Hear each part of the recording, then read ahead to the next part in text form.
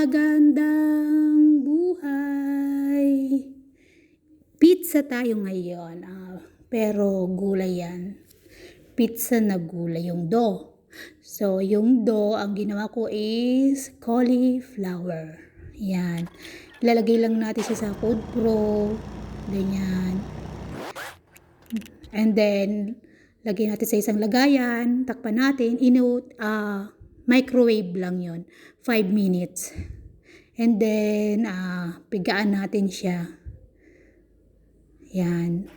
Then, lagyan natin siya na mozzarella, parmesan, Italian seasoning, salt, egg. Then, yan. Then, haluin lang natin siya. Ang ginamit kong salt dito is Himalayan. Pero kung wala kayo, okay na yung ordinary asin lang.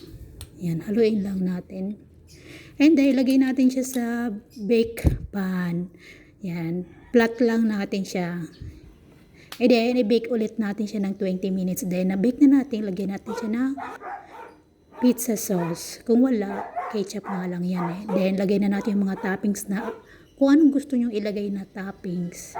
Ang nilagay ko dyan is mushroom, bacon, bell, at saka cheese. Yan. Kung anong available nyo, okay lang kahit ano. Then, i-bake natin ng 10 minutes. And then, ayan na yung aking pizza, cauliflower pizza. Yan lang. Thank you for watching. Follow for more. Bye.